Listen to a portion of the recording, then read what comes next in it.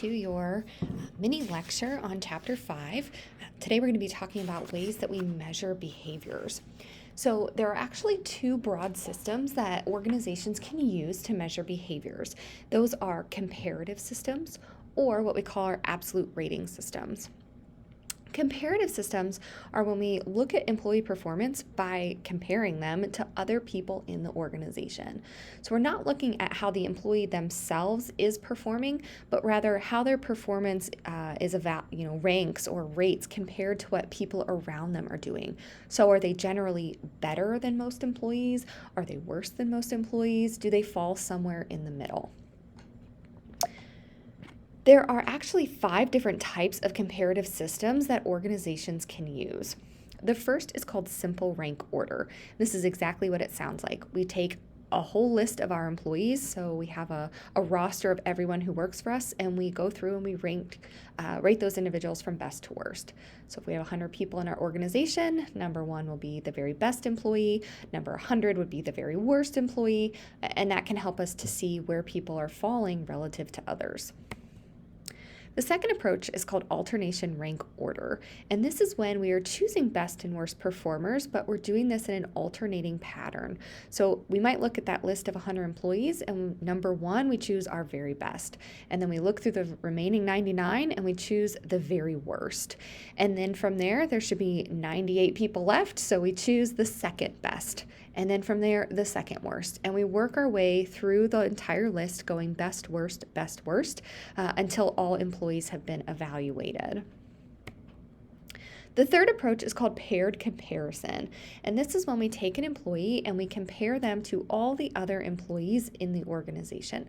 We say, are you better than or not better than this employee? Are you better than or not better than this other employee? So we make all of those comparisons, and at the very end we calculate the total number of times that employee was the winner, and that gives us some kind of overall indication of how well the employee did relative to other people, and then we can make some decisions based on how all of the employees are falling in terms of their winner scores. The fourth method is what we call the relative percentile. So here we take a 100-point scale. We say relative to all other employees, how does this employee rate? So let's say we put them at the 90th percentile. We're saying compared to 90% of all other employees, this is where we're putting this employee. Or if we rank them at the 30th percentile, compared to, this employee is better than 30% of all employees in the organization.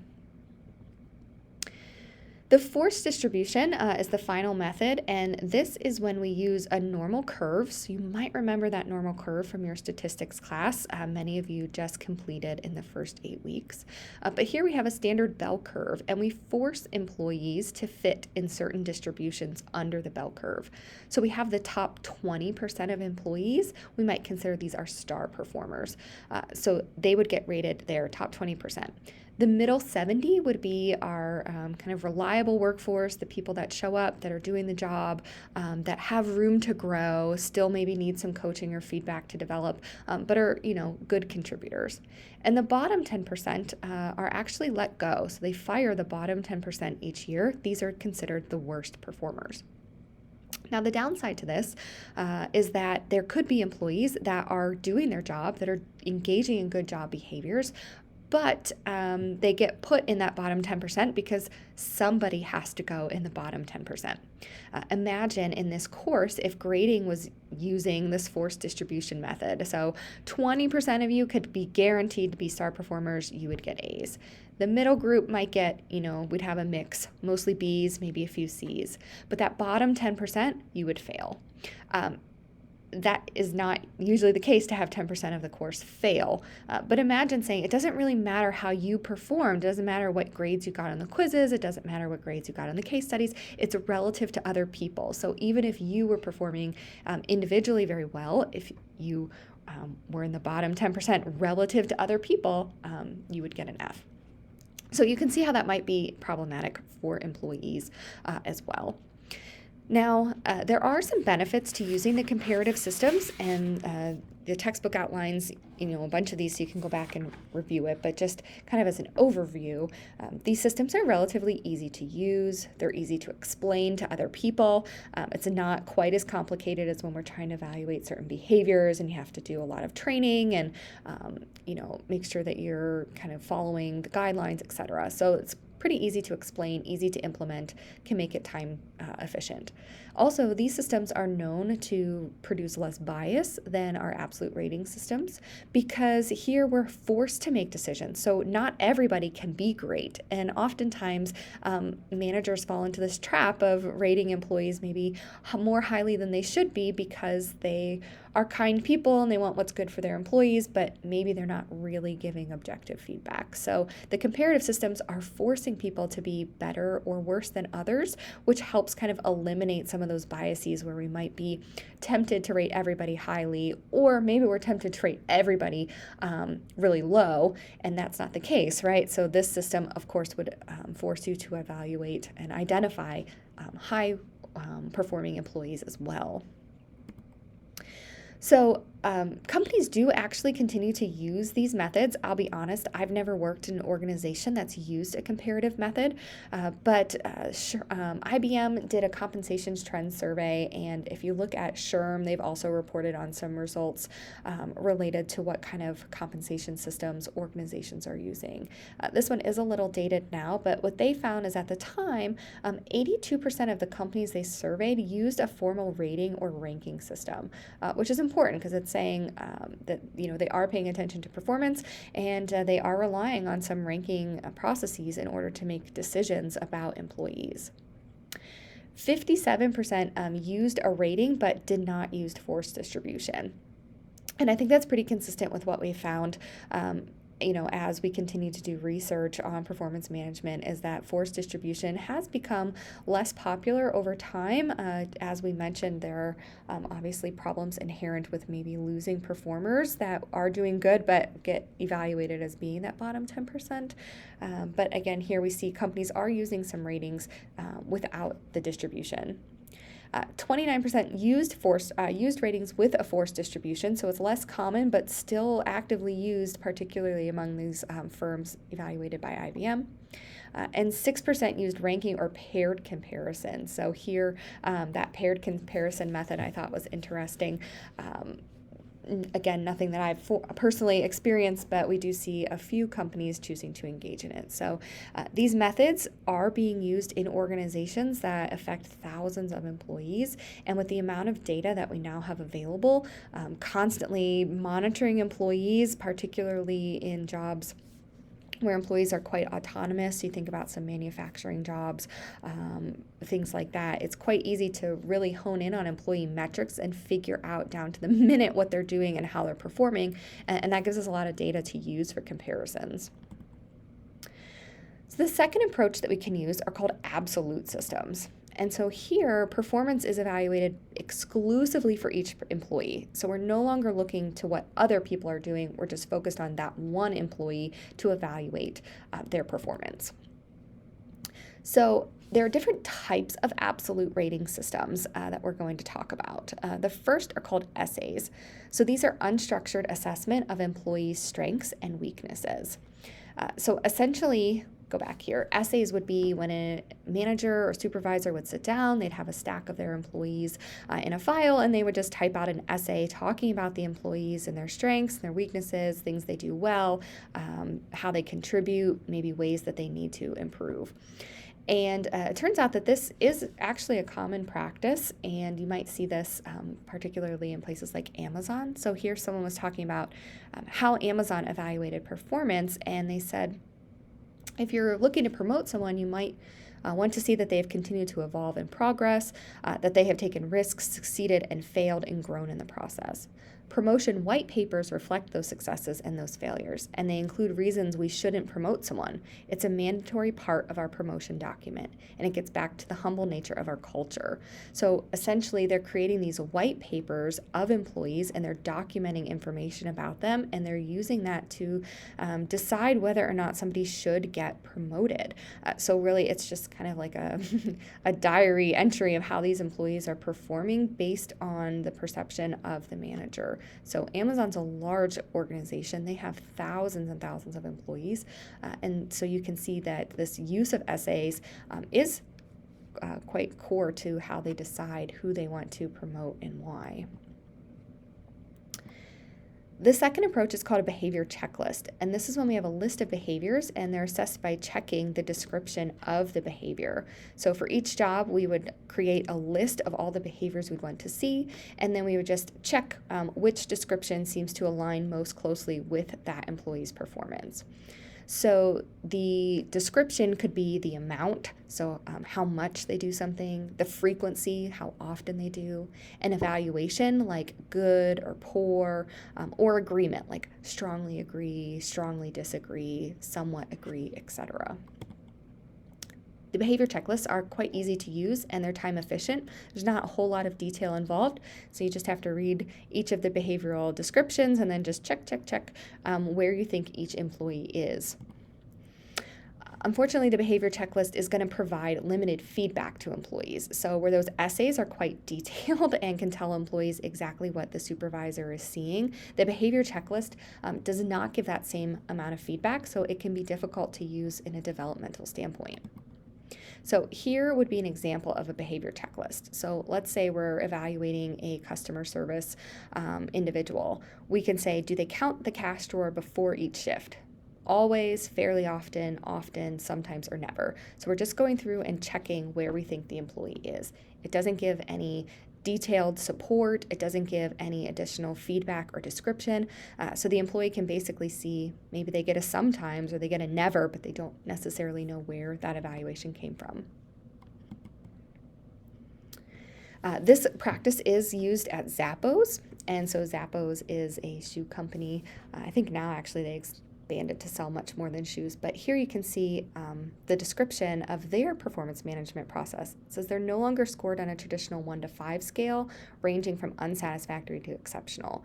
Under this new system, managers document how many times they notice an employee exhibiting certain behaviors, and then they are, so we're just looking at these behaviors and kind of giving them account of how many times they notice them, and then they get evaluated based on that. The third type of absolute rating system is called a graphic rating scale, and this is an expanded version of a Likert scale measurement. So if any of you have ever taken a survey, Likert scales generally are those 5 or 7 point scales where you again might see like strongly agree, neutral, disagree, strongly disagree, right? So that's the kind of Likert scale that we would see. And so a graphic rating scale gives a competency, and it gives a 1 to 5 or a 1 to 7 scale that the employee can get, but then there's a brief description provided associated with each number. So basically, an employee can be evaluated, say 1 to 5, and then within each category of 1 to 5, we give just a very short description of what indicates a 1 or what indicates a 2. So again, this is less time consuming than some other methods. And it does allow for a quantitative standardized comparison across employees. So again, each employee is getting an actual number, and that allows us to determine how they kind of look compared to other employees. But again, we're not making the evaluation based on other employees, but it does allow us to see, how people are faring overall. But the graphic rating scale is prone to biases. Again, we might be tempted to give employees very high ratings or maybe very low ratings. Some managers like to rate straight in the middle. I had a supervisor once that said, oh, well, no one can ever get a 5 because if you get a 5, you're perfect and there's no way to improve. And that's terrible, right? That's a terrible way to evaluate performance. If there's a 5 and someone's meeting the requirements for a 5, we should give them a 5 based on what they are doing, right? If they're being effective. We shouldn't just simply kind of dangle the carrot in front of them and say, you can always be better. That is not an accurate assessment of their performance. So here's an example of a graphic rating scale. So let's say the competency that we're trying to evaluate is the quality of work. So we would define that as the caliber of work produced or accomplished compared with accepted quality standard. So what are they producing compared to what would be acceptable? So quality of work goes here. My mouse is not working, kind of being wonky. So quality of work is the competency that we bring up, and then if somebody gets a 5, we're saying they have accurate and effective work, it's free from errors. If they get a 3, we're saying it's usually good, there's a few errors. If they're a 1, there's frequent errors, they cannot be depended upon to be accurate. So you can get some kind of snapshot of why someone got a 5 or why someone got a 1, but again, certainly room for increased description. So there's 2 more approaches here for absolute rating systems, and they kind of build on one another. So the first is called critical incident approach, and this is when supervisors come up with effective and ineffective situational behaviors for each employee. So let's say I have an employee X, I would think about all the things they've done that have been really outstanding, or things that they may have done that were like, whoa, why did you absolutely do that? That was terrible. And so you're kind of keeping a log of these behaviors. So this provides really detailed feedback of things that the employee did well. So, hey, you really went above and beyond when that customer needed help, and you tracked down the product that they needed, and you drove to their house on Christmas Eve at midnight to deliver it to them, right? That would be a great example of effective situational behavior. Or there's that one time, you swore at that employee and you threw your coffee in their face, and even though they made a sexist joke, you really can't behave that way. So that might be an ineffective situational behavior that we would see. So this is really time consuming, and it doesn't allow for any kind of quantitative comparison among employees, and also might lead supervisors to hone in on different behaviors across employees. So we might not really be focused on the same dimensions of performance. But we can take these critical incidents and use them to develop what we call a behaviorally anchored rating scale. And that is our final system. So the behaviorally anchored rating scale kind of combines the graphic rating scale, and it uses critical incidents to assess behavior. And this is really the gold standard when we talk about performance management, how to assess how employees are doing. The behaviorally anchored rating scale traditionally does well in helping to eliminate some biases and really honing in on important behaviors that we need to be focused on for a job. So each response category describes specific behaviors required to receive the specific numeric score. So it's like that graphic rating scale that we presented on the prior slide, but there's much more detail. So with that detail can help provide feedback on performance, and this can give developmental information to employees. So they can read what it takes to get a 5, and that can help them to change their behavior or maybe develop some skill sets, obtain additional knowledge or insight to help them move up in their rankings. So we can take that same kind of quality of work example, and so here you can see already just by looking at it, there's much more detail involved. So to get a 5, we would say the employee performs exceptional work. It's completed independently, on time, meets the specifications of the assignment, and accurately represents facts and information. Versus a number 2, an employee performs work when supervised and or requires a significant amount of instruction. So that's definitely different than number 5. The work may be lacking in detail or contain multiple inaccuracies. So that tells us if I want to be a 5, I need to be able to work on my own. I need to be able to meet all of the specifications of the assignment, and I have to do so without any errors. So you can just easily see here how much more detail is helpful to employees. But behaviorally anchored rating scales are very time consuming to create because you need to gather those critical incidents, which can take a lot of time to compile the critical incidents. For instance, here we see this number 5. Over time, we would have had to log many examples of exceptional performance and kind of put them all together to create this number 5 category for quality of work. So behaviorally anchored rating scales are, again, time consuming to create because here we just have one competency of quality of work, but you could also have a set of bars for communication. You could have a set of bars for leadership. You could have a set of bars for teamwork, etc. And then think about all the jobs that are included in an organization. So creating these sets of bars for each competency, for each specific job, it's very time and resource intensive, but can result in better performance management evaluations because we've given them more detailed feedback. They tend to be more focused on behaviors. So here it's not really, without the descriptors, when we're just rating somebody 1, 2, 3, 4, 5, it's easy to be pulled into biases. But here, when we've got a list of behaviors, it makes it harder to justify giving somebody a rating that they don't deserve. Not saying it's not possible, but it does make it harder to justify. So these are our two kind of broad overview systems that we can use to assess employee behaviors. Again, we have comparative systems, which compare employees relative to one another. And then we have these absolute systems where we're evaluating employees. They get their own score based on their own performance.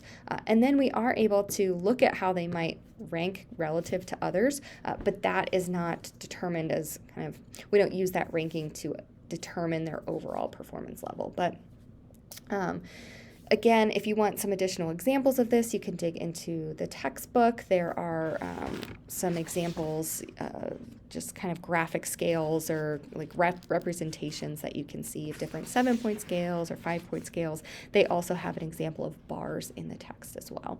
So I would encourage you to go back to the textbook, do additional reading. If you have any questions about the content, please don't hesitate to reach out for me. Okay, have a great week. Take care.